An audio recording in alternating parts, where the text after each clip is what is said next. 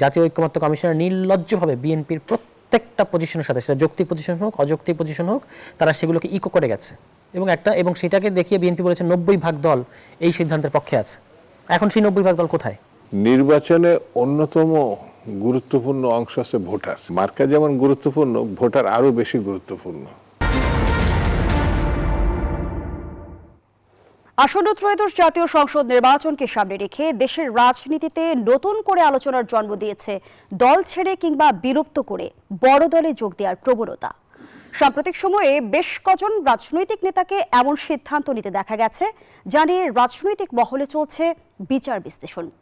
গত অক্টোবরে গণপ্রতিনিধিত্ব অধ্যাদেশ বা আরপিওতে সংশোধনী আনা হয়েছে, যেখানে জোটভুক্ত হলেও ভোট করতে হবে নিজ নিজ দলের প্রতীকে, এমন ধারা যুক্ত করা হয়েছে। কিন্তু আদর্শ বিসর্জন দিয়ে এমপি হওয়ার প্রকাশ্য চেষ্টা কতটা নৈতিক, সে প্রশ্ন সামনে এসেছে। ভোটে মার্কার সুবিধা কতটা, এই শিরোনামে আজ আমরা আলোচনা করব। দর্শক, আমি ফারনাজ জুই, সবাইকে আমন্ত্রণ জানিয়ে শুরু করছি নিউজ 24 এর নিয়মিত আয়োজন জনতন্ত্র গণতন্ত্র। নিবেদন করছে RICL স্টিল। আজকের আলোচনা এগিয়ে নিতে স্টুডিওতে আছেন দুজন সম্মানিত অতিথি। চলুন একে একে পরিচিত হই। আছেন শামসুজ্জামান দুদু, ভাইস চেয়ারম্যান বিএনপি। সে সঙ্গে আরও আছেন সরওয়ার তুষার, যুগ্ম আহ্বায়ক জাতীয় নাগরিক পার্টি এনসিপি। দুজনকে আমন্ত্রণ জানাচ্ছি আজকের আলোচনায়। জনাব শামসুজ্জামান দুদু, আপনাকে দিয়ে আলোচনাটা শুরু করতে চাই। যেমনটি বলছিলাম যে বাংলাদেশের রাজনীতিতে আসলে নির্বাচনের ক্ষেত্রে মার্কার প্রভাব কতটুকু? জি, আপনাকে ধন্যবাদ। মার্কার প্রভাব আমার মনে হয় যে কোনো সময় শতাব্দীতে দেখা যাবে যে বড় দলগুলো, বিশেষ করে যেমন মুসলিম লীগের যে পদ্মফুলের একটা সময় ছিল, যেটা 47-এর আগে, তো এই মার্কারও গুরুত্ব ছিল। যেমন নৌকা 70-র ইলেকশনে বিশেষ করে নিরঙ্কুশ যে সংখ্যাগরিষ্ঠ, সেটা নৌকার মার্কার একটা ইয়ে ছিল। তো 70-র নির্বাচনের সময় ধানের শীষ ছিল, কিন্তু মৌলানা ভাসানী পরবর্তীতে সেই নির্বাচন বর্জন করে, অর্থাৎ ওই নির্বাচনে তিনি অংশগ্রহণ করেননি, যে কারণে ধানের শীষ ওই সময় নির্বাচন করে 73-তে করেছিলেন। তখন ধানের শীষে আমরা তখন কলেজের ছাত্র ছিলাম। ধারাবাহিকভাবে 54 বছরের মধ্যে নৌকা, ধানের শীষ, নাঙল, আরো কিছু মার্কা আছে। তার মধ্যে আমার কাছে মনে হয়েছে মার্কার বিচারে প্রভাব বিস্তার করেছে সেখানে ধানের শীষ, নৌকা এবং পরবর্তী এরশাদ সাহেবের নাঙল। তো এই বিচারে বর্তমানে যে অবস্থা, সেটা হচ্ছে আওয়ামী লীগ এখন নিষিদ্ধ, স্বাভাবিক কারণেই নৌকা নাই, ধানের শীষ আছে। তো এই ধানের শীষের মানে বিএনপির জনপ্রিয়তার কারণে মানে 5ই আগস্ট পরবর্তী সময়ে মনে করা হচ্ছে যে ধানের শীষ একাধিপত্য বিস্তার করবে, মানে মার্কার বিচার বিশ্লেষণে। যে কারণে যারা মানে আন্দোলনকারীর সময় ছিল নির্বাচন, মানে সংগ্রামে, আন্দোলনে যারা বিএনপির কাছাকাছি কাজ করেছে, তারা এবার ওই যে আরপি আপনি যেটা উল্লেখ করলেন, সংশোধনীর কারণে জোটবদ্ধ হলেও তাদেরকে নির্বাচন করতে হবে তাদের নিজস্ব মার্কাতে, যার প্রতীকে। কিন্তু এমন অনেক প্রতীক আছে যা খুব নতুন, মানে একেবারে এটা তো কালক্রমে একটা মার্কা জনপ্রিয়তা অর্জন করে নানান কারণে, আন্দোলন, সংগ্রাম, নানান কারণে। তো যাদের মার্কা নতুন, যারা এই ইলেকশন করতে চায় এবং ইলেকশনে বিএনপির সঙ্গে, তারা স্বাভাবিক কারণে শামসুজ্জামান দুদু, ছোট দলগুলো বড় দলগুলোর ছায়াতলে থাকতে চাইবে, তাদের জনপ্রিয়তাকে কাজে লাগাতে চাইবে, এটি খুব স্বাভাবিক বিষয়। কিন্তু এবার আমরা ভিন্ন নজিরও দেখেছি, দল বিলুপ্ত করার মতো ঘটনাও ঘটেছে। নিজ দলের আদর্শ ভুলে গিয়ে এমপি হবার জন্য কি বিসর্জন?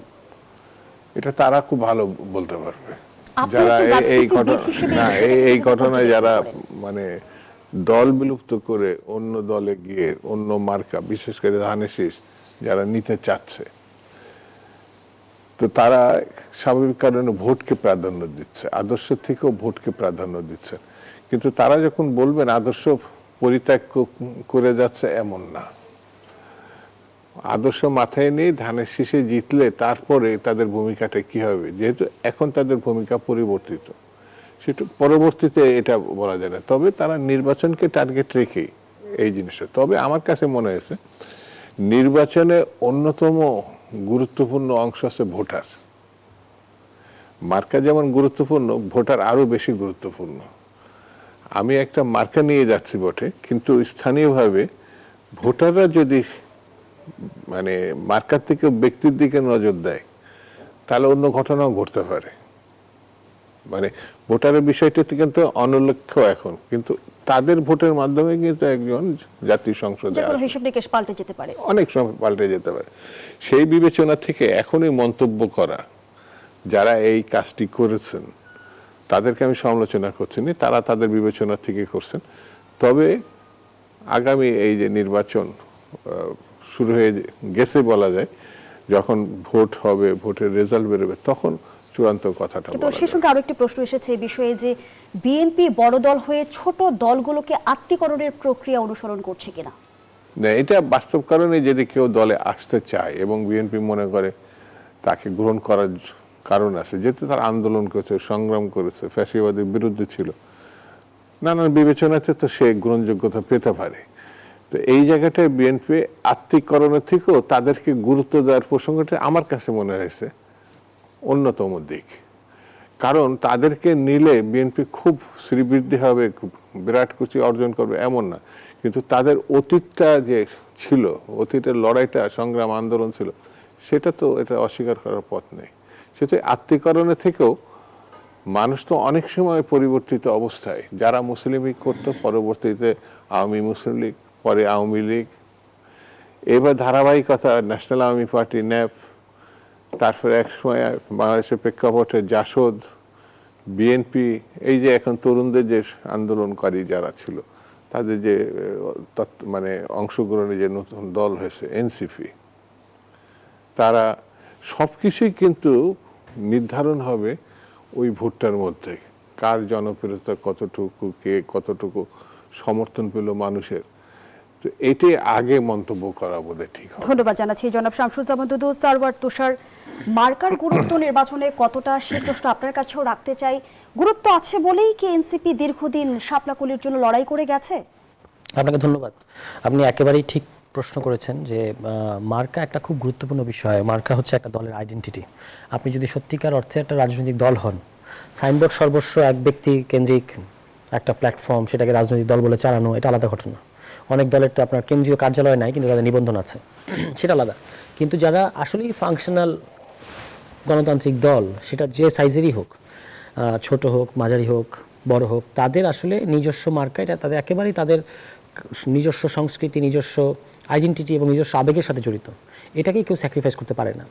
এই যে আরপিওর এই সংশোধনীটার পরে একটা যে বিরাট পরিবর্তন, বিরাট মেরুকরণ আপনি দেখতে পাচ্ছেন, এবং অদ্ভুত সব কাণ্ড আপনি দেখতে পাচ্ছেন। একটা দলের সাধারণ সম্পাদক, তিনি নিজ দল থেকে পদত্যাগ করে আরেক দলের মানে প্রাথমিক সদস্য পদ নিয়ে, মানে বিএনপি প্রাথমিক সদস্য পদ নিয়ে ধানের শীষে ইলেকশন করবেন, গণ অধিকার পরিষদের রাশেদ খান। ববি হাজরাত সাহেব, তিনি দলের প্রধান, তিনি বলছেন আমি কৌশলগত কারণে ধানের শীষ থেকে ইলেকশন করব। তাহলে আপনি দলের প্রধান চলে গেলে আর দল থাকে? এখন কৌশলগত কারণে মানে কি? আপনি কি ইলেকশনে জেতার পরে তারপর আবার গিয়ে আপনি করবেন, আবার নিজের দলে ফেরত আসবেন? এটা আপনি পারবেন না 70 অনুচ্ছেদের কারণে। 70 অনুচ্ছেদে সংস্কার হয়েছে, এটা সত্য যে দলের সিদ্ধান্তের বাইরে আপনি নিজস্ব মতামত দিতে পারবেন, কিন্তু দল পরিবর্তন করতে পারবেন না।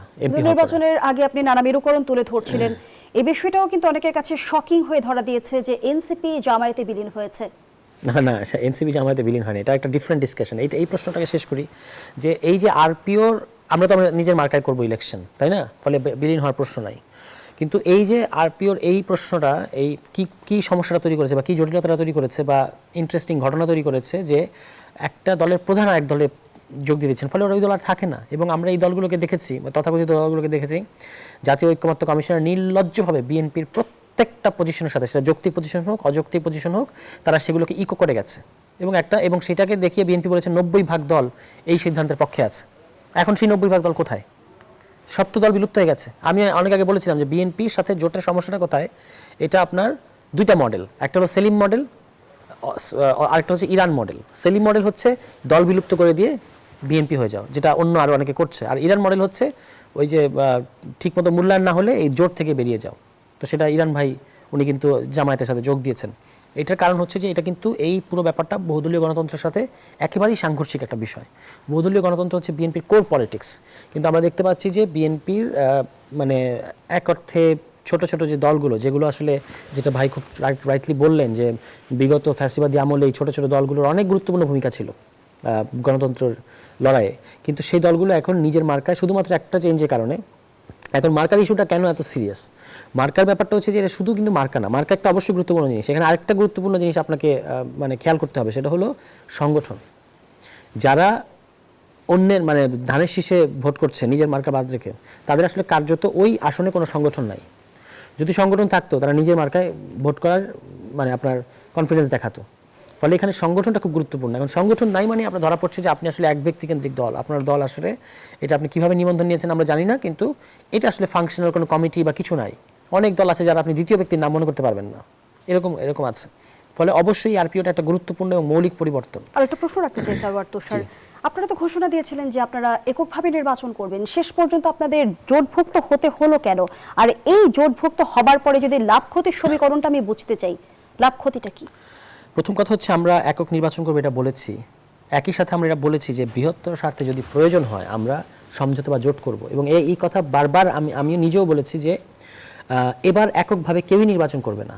আপনি দেখান আমাকে কেউ এককভাবে নির্বাচন করছে? বিএনপি, জামায়াত ইসলাম। আপনারা বারবারই বলছেন বৃহত্তর ঐক্যের স্বার্থে আপনারা জোটভুক্ত হয়েছেন, কিন্তু আপনাদের নিজ ঘরেই তো আমরা দেখছি যে অশান্তির আগুন জ্বলছে। ওকে, সেটা আরেকটা আলোচনা, একটা করে আসি। আমি বলছি যে একা একা নির্বাচন করার বার্ডেনটা কেন শুধু এনসিপির উপর থাকবে? আর কি একা নির্বাচন বলেছে না, অন্যান্য দলও তো বলেছে 125 আসনে আপনারা মনোনয়ন পর্যন্ত দিয়েছিলেন। অন্য আরো দল তো 300 আসনও দিয়েছে। কিন্তু প্রশ্ন কথাটা হচ্ছে যে আপনার শেষ পর্যন্ত জোট মেরুকরণ এগুলোর মধ্যে যাচ্ছে সব দলই। ফলে আমি তো এককভাবে নির্বাচন করার এটা একটা পয়েন্টলেস ব্যাপার হয়ে দাঁড়াবে। এনসিপি কেন জামায়াতের প্রতি ঝুঁকলো, এর পেছনে কি কারণ? হ্যাঁ, এবার আসেন দ্বিতীয়ত হচ্ছে জামায়াতের সাথে না ঝুঁকলে বিএনপির সাথে যাওয়ার অর্থ হচ্ছে এই যে সেলিম মডেল আর ইরান মডেল, এর বাইরে তো কোনো কিছু নাই। মানে বিএনপির সাথে গেলে তো আপনার মানে এই সমস্যাগুলো আছে, এবং বিএনপি আমাদের সাথে দল হিসেবে ডিল করতে চায় নাই। আমরা দল হিসেবে জোট বা সমঝোতা করতে চেয়েছি।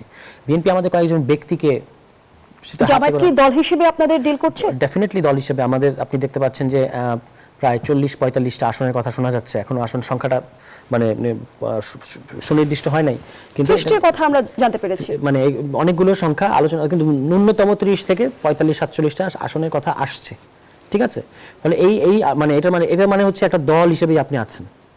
125 জনকে আমরা মনোনয়ন দিয়েছি, তার 1/3 এই জোটের আসন পাবে।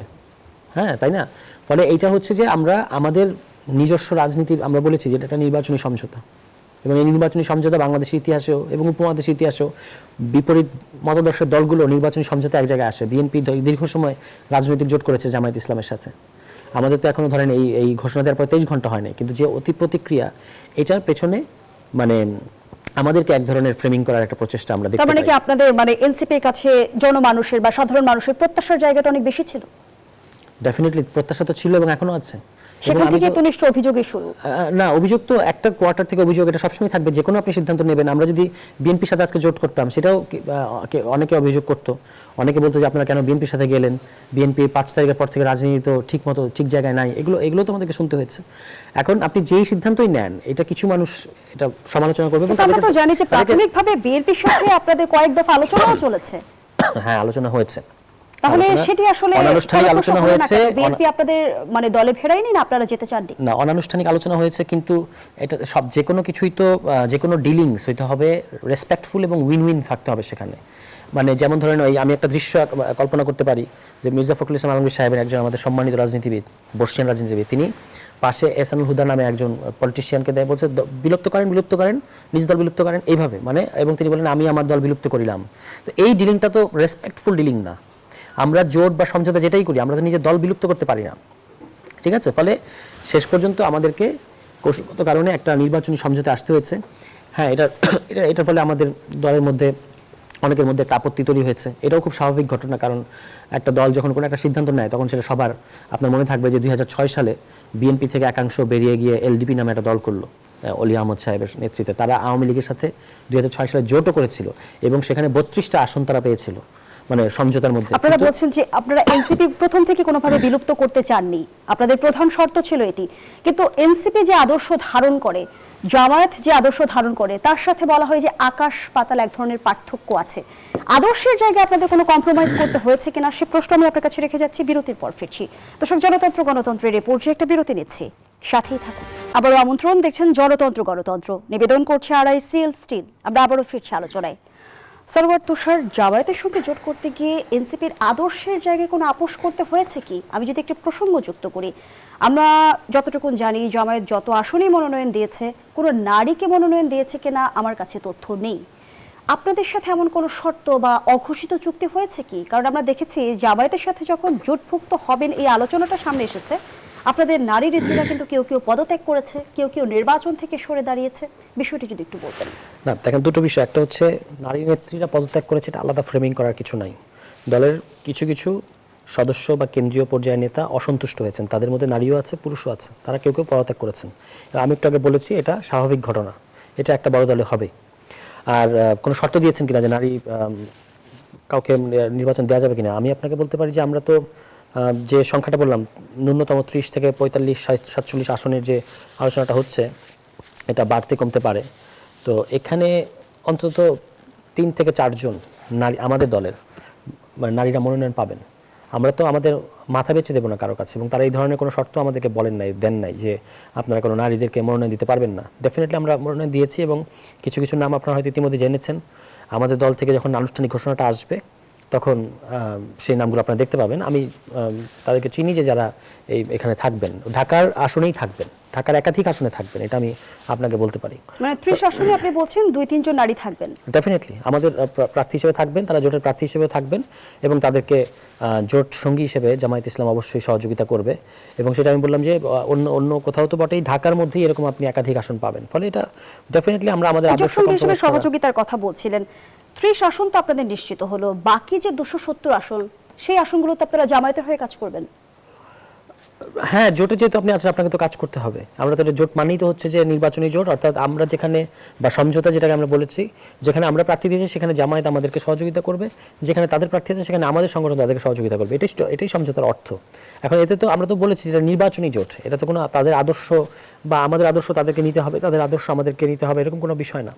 আপনি দেখেছেন যে এই যখন যখন জাতীয় ঐক্যমত্য কমিশনের আলোচনাটা চলছিল, সেখানে কিন্তু সংস্কার প্রশ্নে বিশেষত জামায়াত ইসলাম এবং এনসিপির খুব গুরুত্বপূর্ণ ভূমিকা ছিল। এবং আমরা সেখানে কিন্তু জামায়াত ইসলাম তাদের যে দলীয় রাজনীতি বা দলীয় মতাদর্শ, সেরকম কোনো বিষয় নিয়ে আসে নাই। তাদের দলীয় মতাদর্শে কিছু বিষয় আছে যেগুলো নিয়ে অন্যদের আপত্তি আছে। তারা কিন্তু আমাদের যে মডার্ন ডেমোক্রেটিক স্টেট, এটারই কিছু কিছু সংস্কার প্রস্তাব করেছে আইনের, এবং সেটা অন্যদের মতোই, মানে আমাদের সাথে তো এখানে কোনো পার্থক্য নাই। অর্থাৎ সেখানে তো ইসলামের কোনো বিষয়, অর্থাৎ এই যে বিষয়গুলো আছে, শরিয়া রাষ্ট্র, এই ব্যাপারগুলো তো তারা জামায়াতের অনেক নেতাকর্মী কিন্তু ইতিমধ্যে বলেছে তারা ক্ষমতায় গেলে শরিয়া রাষ্ট্র কায়েম হবে।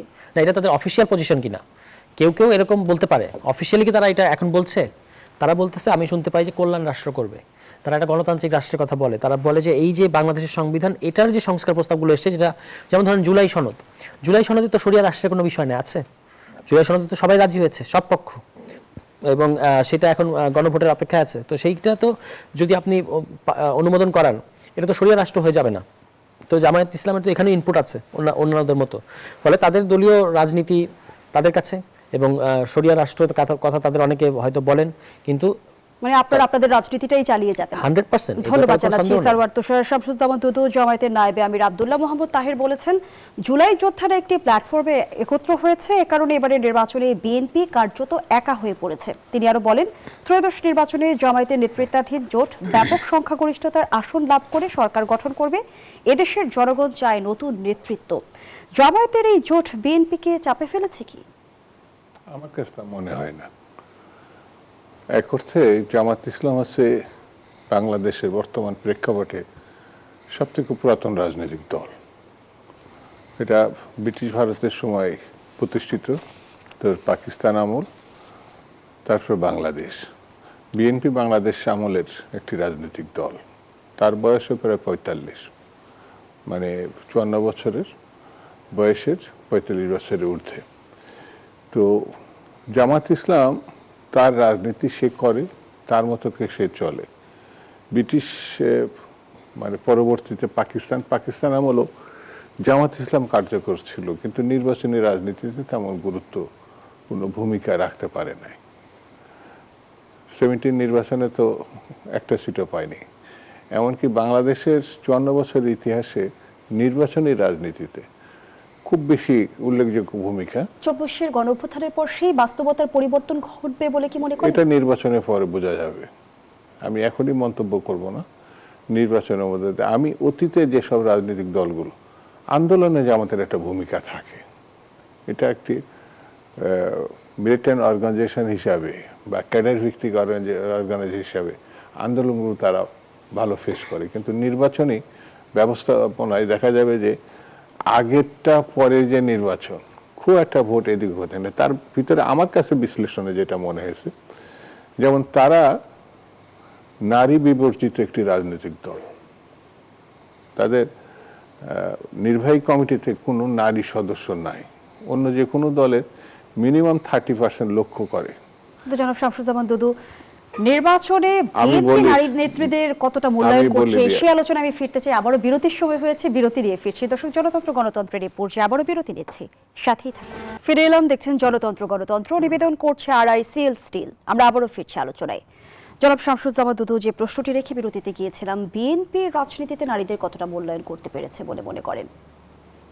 আমাদের দীর্ঘদিনের চেয়ারপারসন, 3 বারের প্রধানমন্ত্রী, আন্দোলন সংগ্রামে আপসী নেত্রী, তিনি তো মহিলা, দেশনেত্রী বেগম খালেদা জিয়া। যদি সার্বিকভাবে জানতে চাই। না, এটা আমি একেবারে শীর্ষ পর্যায়ের ঘটনা আমি দেখাচ্ছি। আর বাংলাদেশের রাজনীতিতে সবথেকে মূল্যায়িত অংশ হচ্ছে বিএনপিতে নারীরা, যেটা বিএনপিতে নমিনেশনের যেটি দেখি, নির্বাচনে অংশগ্রহণ দেখি, মন্ত্রী পরিষদে দেখি। তা আমার কাছে মনে হয় এটা আরো বাড়ানো যেত, কিন্তু যতদিন পর্যন্ত এই নারীদের, যেমন আমাদের নেতা শহীদ জিয়া রহমান এই দেশে কিন্তু সামরিক বাহিনীতে, নিরাপত্তা বাহিনীতে প্রথম চাকরিতে অংশগ্রহণের যে উদ্যোগ, সেটা শহীদ জিয়া রহমানের হাত ধরে হয়েছে। তার আগে পরে ছিল না এটা বলবো না। যত বেশি অংশগ্রহণ বাড়বে, এই মেধাকে কাজে লাগানো যাবে পেশাজীবী হিসাবে নানান ক্ষেত্রে। তো তারপর আমরা এই অভিযোগটি কেন শুনি জনাব শামসুজ্জামান দুদু, যে রাজনীতিতে নারীদের ক্ষমতায়ন সে অর্থে হয়নি? হ্যাঁ, এটা আমি অস্বীকার করি না। আপনার যতটা হওয়া উচিত ছিল সেইভাবে সেই অর্থে হয় নাই। তবে হবে না, আমার কাছে মনে হয় যে দিন পরিবর্তনে, যেমন আন্দোলন সংগ্রামে লড়াইয়ে এই দেশের শুরু থেকেই কিন্তু নারীরা ছিলেন। তো স্বাভাবিক কারণে যেটা পার্লামেন্টে নারী মানে দলের নেতৃত্বে যেভাবে থাকার উচিত ছিল সেটি হয়তো হয় নাই। তবে আমি আশাবাদী যে ভবিষ্যতে এই দৃষ্টিভঙ্গি পরিবর্তন হবে এবং অংশগ্রহণ আগের থেকে বা এখন থেকে আরো বাড়তে থাকবে। ধন্যবাদ জানাচ্ছি জনাব শামসুজ্জামান দুদু। সারওয়ার তুষার, সদ্য এনসিপি থেকে পদত্যাগ করা তাসদুমা জামিন অভিযোগ করেছেন, জামায়াতের সঙ্গে এই জোট কোনো আকস্মিক রাজনৈতিক কৌশল নয়, বরং একটি সুপরিকল্পিত ষড়যন্ত্র। তিনি আরো বলেছেন, রাজনৈতিক কৌশলের নাম করে পুরো জুলাইকে জামায়াতের হাতে তুলে দেওয়া হচ্ছে। এনসিপির প্রতিষ্ঠা হয়েছে, আমরা যদি ভুল না করে থাকি, 10 মাস হলো। এই 10 মাসেই প্রতারণার অভিযোগ, সামনের দিনে এনসিপির প্রতি নেতাকর্মীরা আস্থা রাখতে পারবে তো? এটা ওনার ব্যক্তিগত মতামত। যেমন ধরেন, এখানে উনি যে কথাগুলো বলেছেন যে এটা একটা ষড়যন্ত্র কিংবা আরও কিছু কিছু কথা বলেছেন, এটার ব্যাপারে কি বলবো, মানে কিভাবে এটা প্রমাণ করা যাবে যে এটা ষড়যন্ত্র? আমরা আপনার এখানেও আমি এসে বারবার বলেছি যে আমরা বৃহত্তর স্বার্থে জোট করতে পারি, এবারই নির্বাচনে কেউই একক নির্বাচন করবে না। ফলে জোটে যাওয়ার সিদ্ধান্ত, এটা আমাদের দলের মধ্যে অনেক দিন ধরে আলোচনা চলছিল। কার সাথে জোট করব সেটা নিয়ে হয়তো বিভিন্ন ধরনের পোলারাইজেশন আছে। এখন আপনি চাইবেন একটা দলের সাথে, আরেকটা পক্ষ চাইবে আরেকটা দলের সাথে, তারপর আমরা কিভাবে সেটেল করব? দলের যে আনুষ্ঠানিক ফোরাম, সেই ফোরামের বেশিরভাগ সদস্য যেদিকে মতামত দেবে সেটি তো করা হবে। আপনার সেটা পছন্দ না হলে আপনি সেটা নোট অফ ডিসেন্ট দিতে পারবেন, দ্যাটস ভেরি ওকে, এবং মানে নোট অফ ডিসেন্ট দিয়ে আপনি দলেই থাকতে হবে। কিন্তু ধরেন সোশ্যাল মিডিয়া পদত্যাগ করা, এটা একটা নতুন ট্রেন্ড শুরু হয়েছে। যাই হোক, ওনার ব্যক্তিগত মতামত নিয়ে আমার তেমন কিছু বলার নাই। কিন্তু এনসিপির যে শেষ মুহূর্তে যে আকস্মিক সিদ্ধান্তে আপনারা উপনীত হলেন, এই বিষয়টি বা এই সিদ্ধান্তের ফলে নির্বাচনে কোনো প্রভাব ফেলবে কি? জনগণ আপনাদের উপর আস্থা রাখবে কি? নির্বাচনে প্রভাব পড়তে পারে, আমাদের জনসমর্থন আরো বাড়তে পারে। কারণ যেহেতু এখানে কিভাবে বাড়বে যদি একটু ছোট্ট করে বলেন, আমার হাতে একেবারে যেহেতু যেহেতু অনেকগুলো দল, যেমন যে কোনো একটা আসনে এই জোটের জামায়াত ইসলাম এবং ইসলামী আন্দোলন এই দুটো দলের শক্তিশালী সংগঠন আছে। ফলে সেখানে যেখানে এনসিপির আপনার প্রার্থী আছে তাদের ভোটগুলো তো এনসিপিতে আসবে। এবং এখানে ওই যে বিদ্রোহী, যে বিএনপিতে যে জিনিসটা হয় যে একজনকে একটা জোট সঙ্গীকে ছেড়ে দেওয়া হলো, তারপর একটা বিদ্রোহী দাঁড়িয়ে গেল, এখানে সেই ঘটনা ঘটবে বলে আমার মনে হয় না। ফলে এটা অবশ্যই প্রভাব পড়বে এবং ইতিবাচক প্রভাব পড়বে। অসংখ্য ধন্যবাদ জানাচ্ছি দুজনকেই। আমরা আমাদের আয়োজনের একেবারেই শেষ প্রান্তে। দর্শক, এখানেই শেষ করছি জনতন্ত্র গণতন্ত্রের আজকের আয়োজন। ধন্যবাদ এতক্ষণ আমাদের সাথে থাকার জন্য।